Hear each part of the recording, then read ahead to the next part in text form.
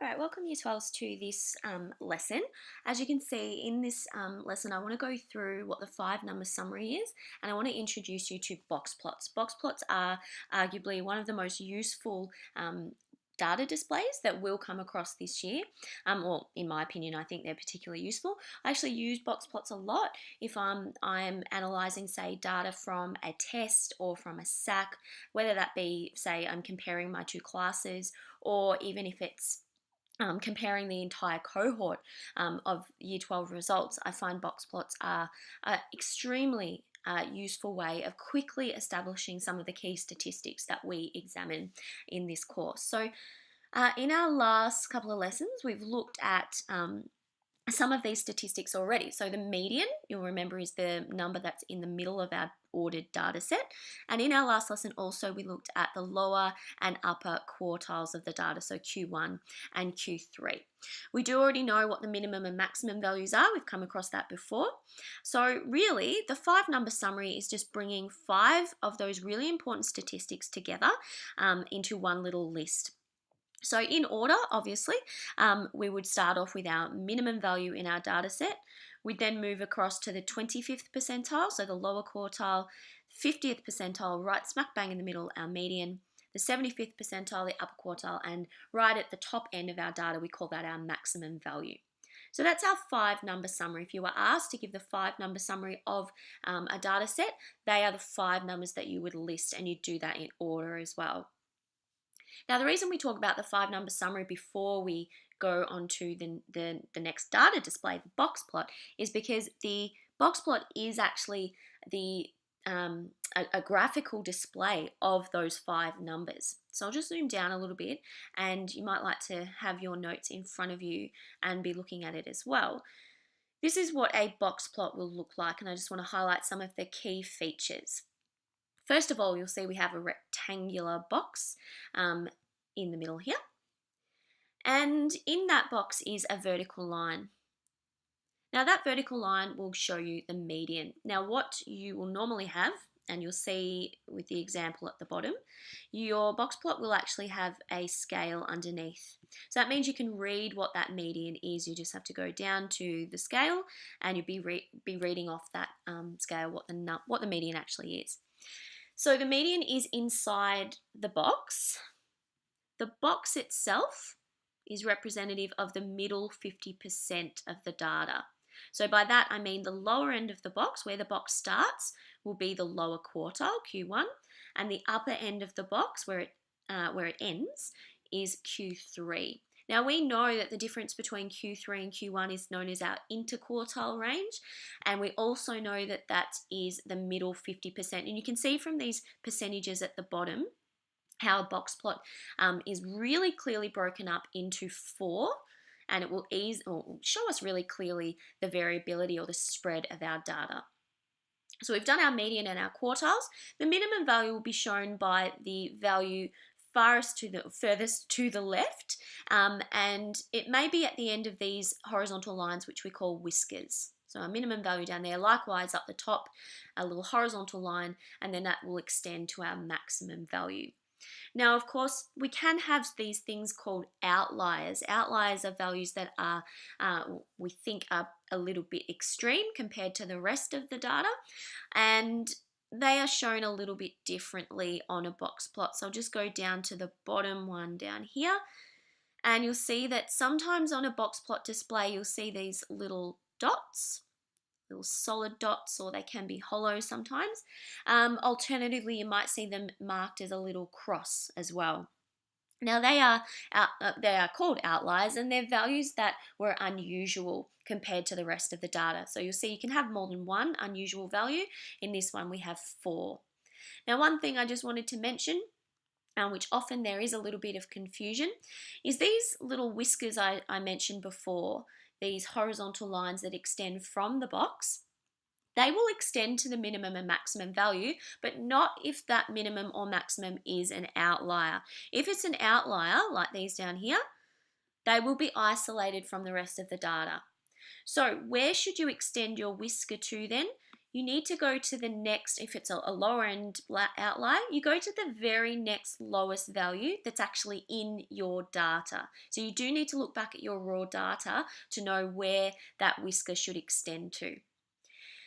So where does the confusion lie? Often I see when there's questions, particularly in regards to the range, when you do your range of a box plot, you're looking for your maximum minus your minimum. This is still the minimum of the distribution. Doesn't matter that it's an outlier, it is still the smallest value that lies in our data. So if I wanted the range of this particular data set right here, I'd go up to here. I can see that it's about 47 and the minimum is 10, so the range would be 37 in this case.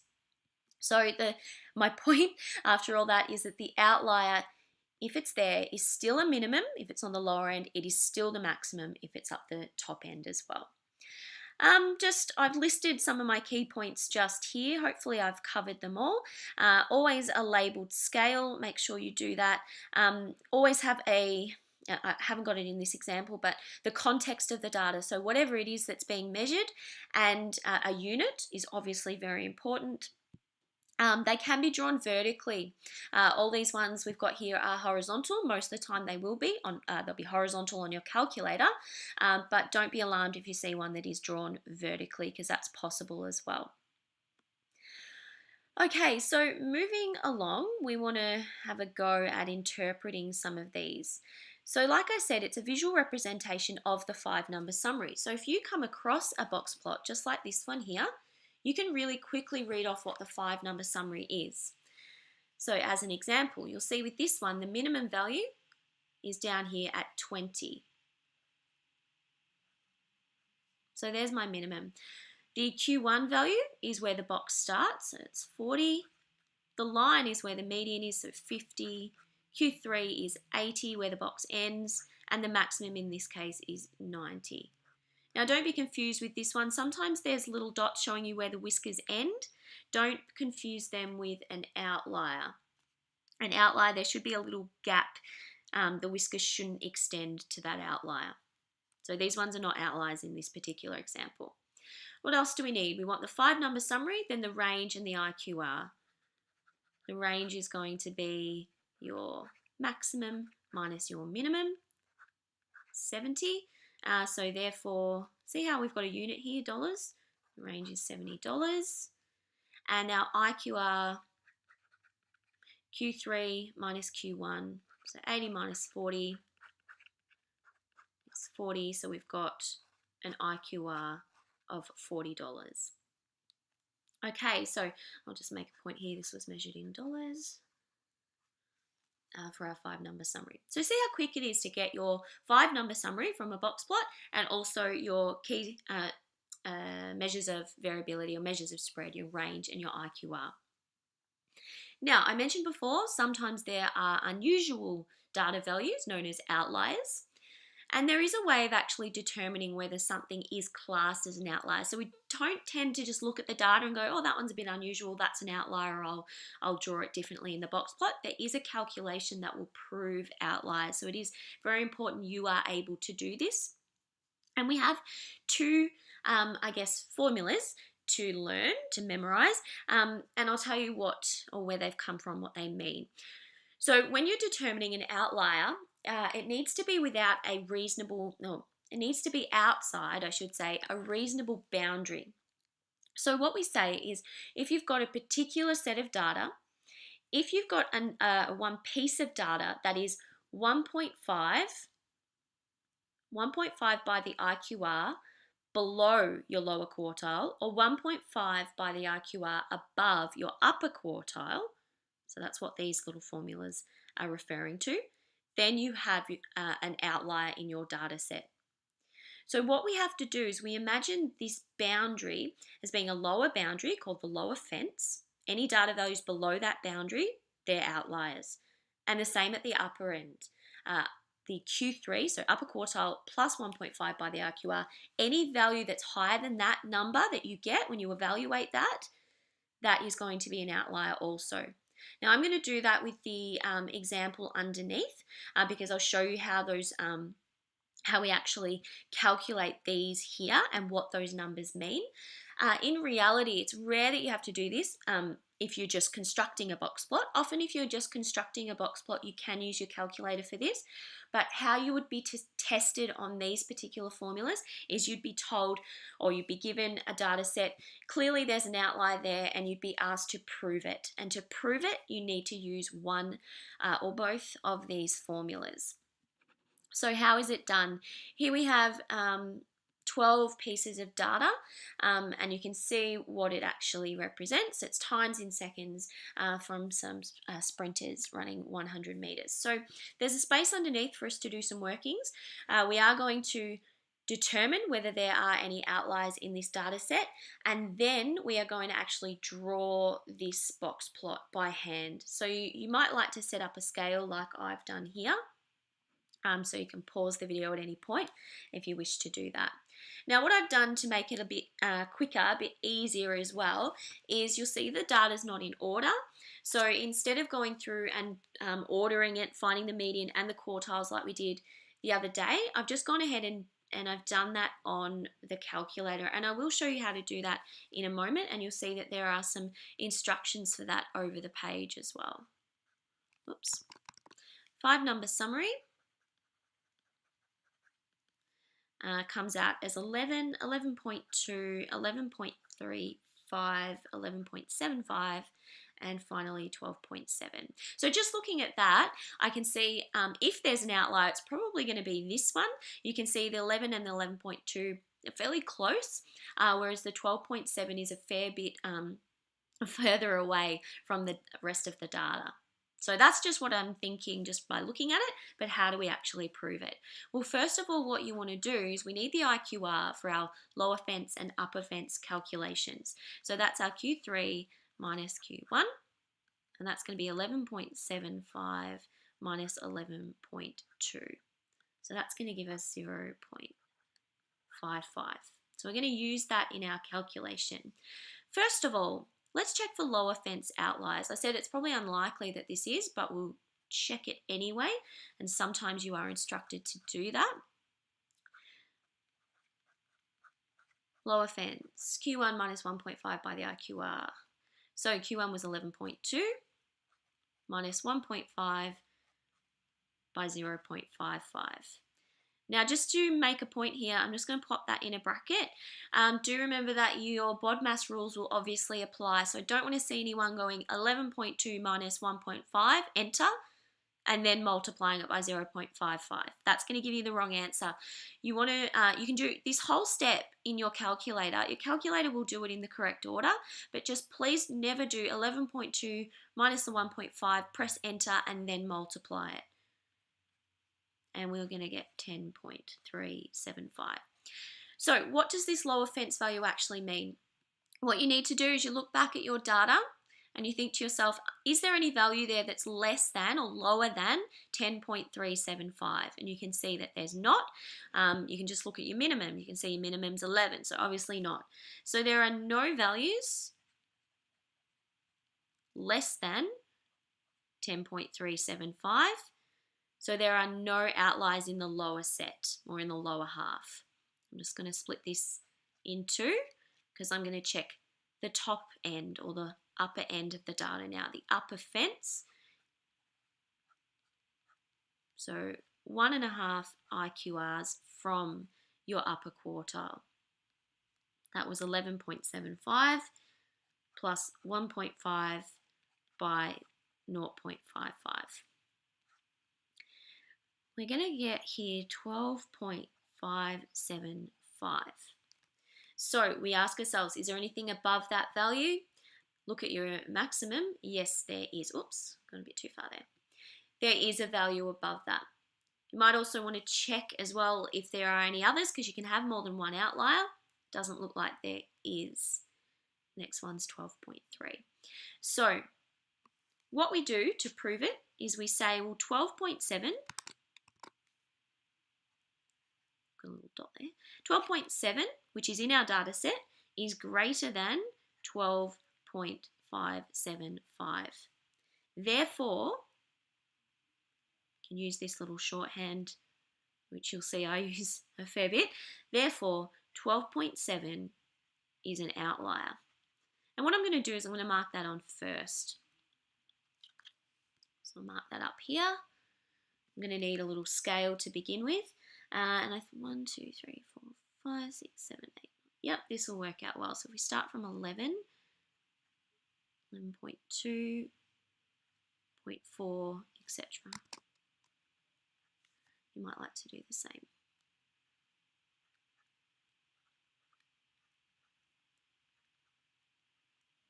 Oops. Trying to get it as neat as you can. It's not working too well for me.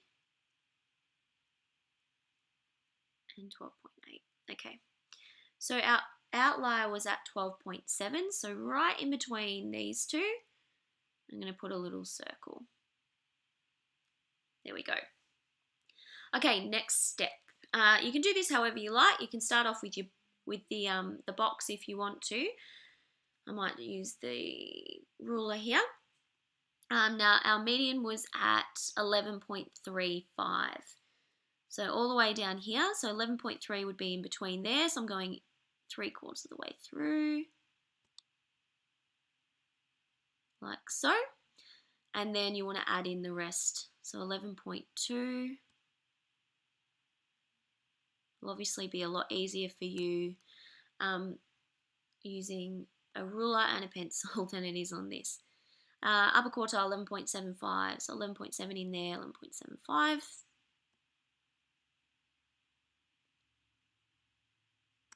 And then we'll just close the box up with straight lines. Oops.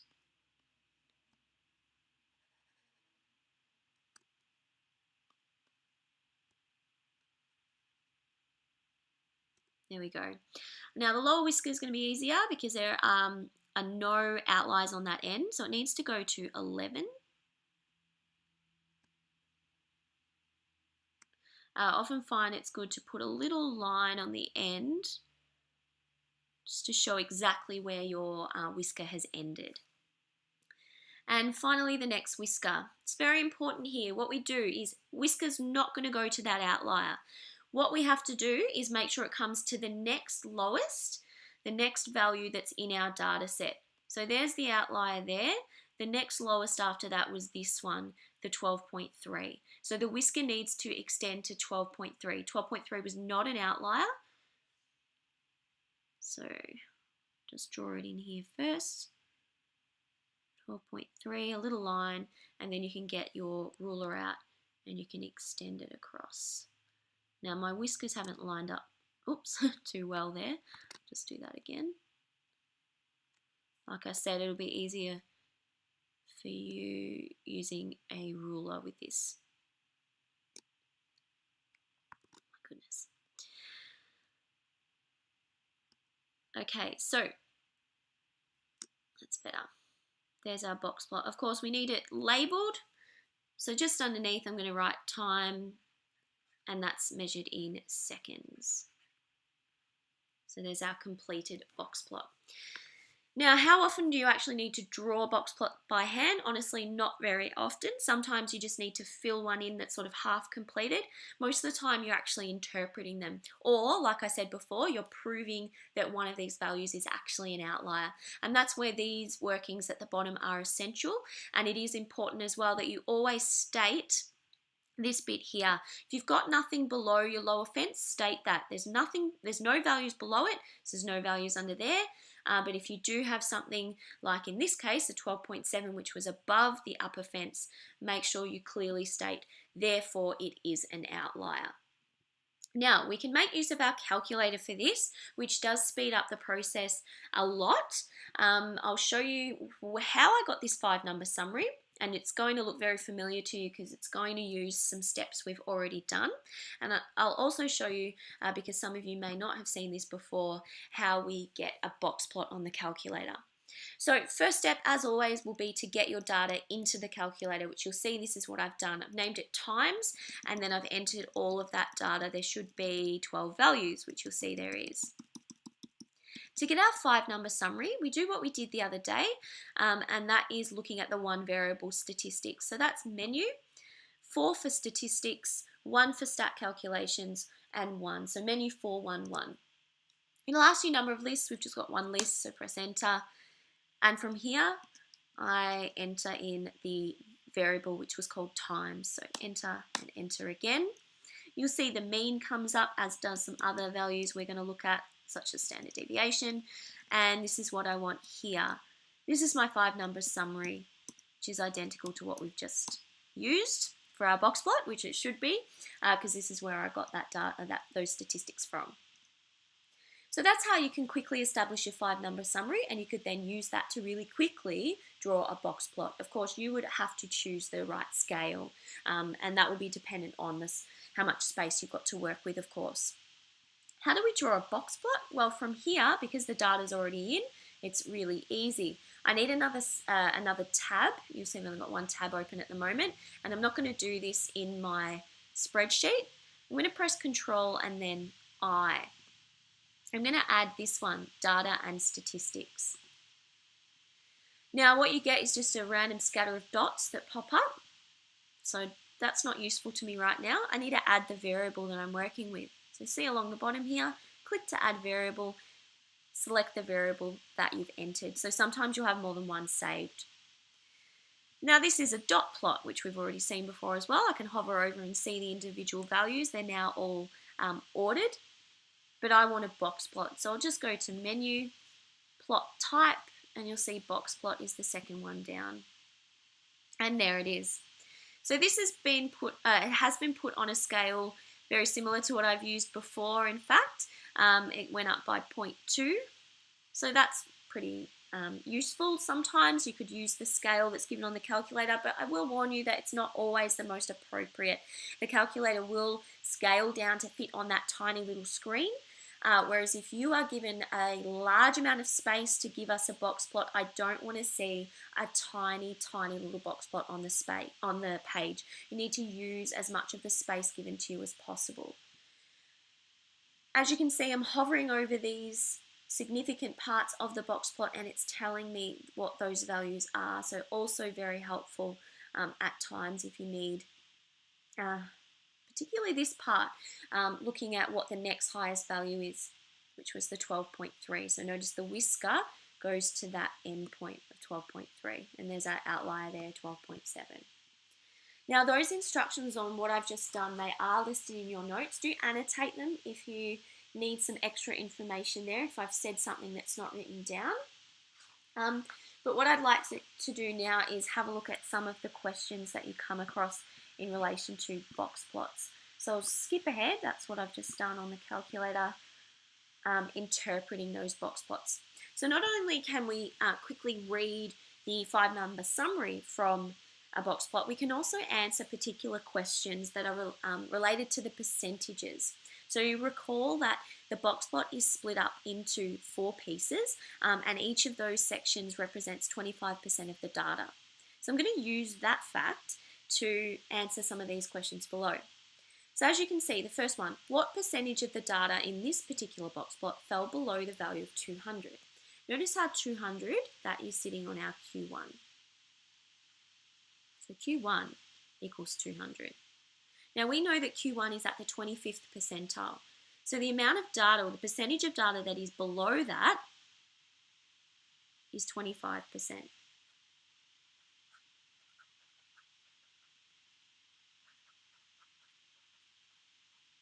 Likewise, what percentage of data fell above 250? Well, identify where 250 is. Looks like it's right here where the median is, or Q2. The median splits the data in half. So that means half the data, or 50% of data, is above 250.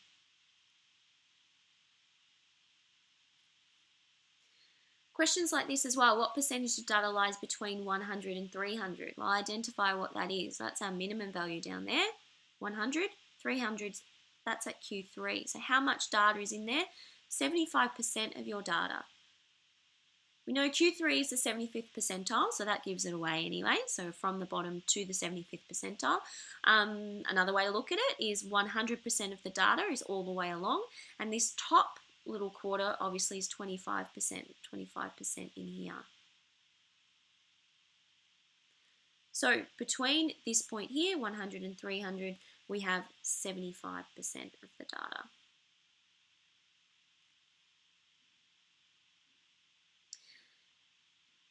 These questions here, sometimes they're a little bit tricky to interpret, but I'll let you know what it's asking you for. The smallest value in the upper end that would be classified as an outlier.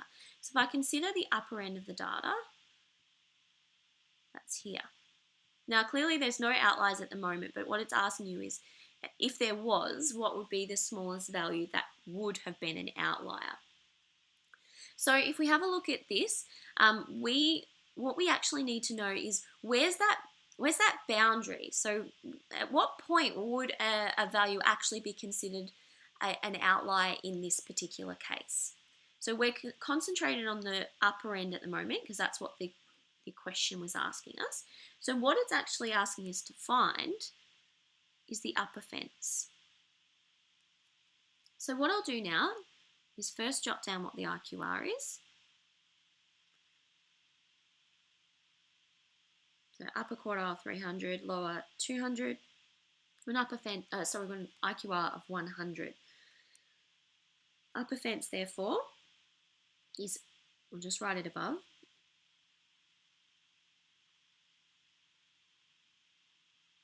that's what I'm calculating. So 300 plus 1.5 by 100. So 1.5 by 100 is 150, so that's 450. So any value greater than 450 would be an outlier. Now you might be asking, what if it was exactly 450? Which if you have a look above, looks like this value here is 450. So to be an outlier, it has to be larger than that imaginary fence, so the upper fence. So 450 is not actually an outlier. It's on the border, it's right on the fence, but it is not actually an outlier. So any value greater than 450. So here it's saying what's the smallest value in that top end that could be? Anything above that. So as soon as you get 450.00001 would be an outlier technically. 451 if we're going to the nearest whole number. And then as you can see, what's the largest number in the lower half that would be classified as an outlier? We're of course checking the lower fence this time. Now lower fence, Q1 minus, because we're going below the lower quartile. So 200 was at my lower quartile, 1.5 by 100, that's going to be 50. So any value less than 50, so 49.99 recurring is an outlier, 50 is not, would be an outlier. So there's a good little snapshot of some of the questions you can get in terms of interpreting these box plots. Last one at the bottom, just an example of a multiple choice question. Of course, we need a little bit of practice with multiple choice questions by the end of the year because you have one entire exam that is multiple choice. Here we have a box plot. It's got what it represents. Which statement is not true? Not true. Okay. First of all, the data contains an outlier. Yes, it does. There it is there. That's true. Shortest length, 0.4 meters. So shortest length's down here. That looks right, 0.4, and that's measured in meters, so that's true. The median is 60 centimeters. Well, here's the median. Now you might go, oh, no, it's not. It's 0.6, but have a look at the unit. 0.6 meters. Now that is 60 centimeters, so that's actually true. Next one, interquartile range is 0.2 meters. Well, interquartile range is between Q1 and Q3. So you want to ask yourself, is that equal to 0.2? I can immediately see it's not. It is greater than 0.2 because the 0.2 is actually between 0.6 and 0.8. So this is a little bit further than that. That's false. Just to check, the last one, half of all fish were greater than 0.6 meters in length. Well, that was our median point, 0.6. So yes, half of them were greater than that particular value. So my answer, which is not true, D is not true. To finish off with, as you can see, shape. Shape is one of those things that we constantly interpret. If you need to write a little report about a box plot, you would of course mention the shape, the center, and the spread of the data. So I just wanted to highlight some key features of the shape when you are interpreting it on a box plot. If you have a symmetric data set, and you'll see the symmetric histogram there on the left, you are going to have a box plot that is symmetrical as well, so symmetrical along that median. So if you have a look at the median here, see how there's a similar distance. I'm saying similar because it doesn't have to be perfectly for you to be calling it approximately symmetric, but you want to see that the whiskers are about the same length and that median is roughly in the middle of the box as well. Doesn't matter if it's a tiny little bit out, remember to use that word approximate. This is what a negatively skewed box plot will look like. I might just zoom in a little bit actually. What you should see is the left-hand whisker is slightly longer. Now sometimes it's significantly longer, but if you see that there's quite a difference in the whisker length, it means that the upper end of the data in this case was more clustered together. So if you think about it, you've got 25% of the data in this lower whisker and 25% in the upper whisker as well. So same amount of data is in those whiskers. If one of them is much longer, it's indicating there is greater spread in that section of data. What you'll also see generally with a negatively skewed box plot is the median will be to the right of the box. Again, it's showing you that 25% of that data in there is more clustered together. Now, if you look at the histogram, the reason for that is notice that you've got lots of tall columns up that far end, of the right-hand side, I should say, of the histogram. So you've got more data up that end. So these will be more clustered together in the box plot. Now for a positively skewed histogram, it's just going to be the opposite. A longer tail on the right-hand side of the box plot, so a longer right-hand whisker, shorter one on the left, and at this time your median is further to the left of the box. Telling us, again, that lower 50% of the data, in this case, is more clustered together than the rest of it. So we have a tail. So the tails are really clear on the box plots because you'll see a much longer whisker. Okay, I'm going to stop there. My apologies if I've talked a little bit too much. I hope that if you do have any additional questions that you'll let me know in class, and of course I'll let you know how we're going to practice these particular skills that I've just gone through in class as well. So thank you very much for your time.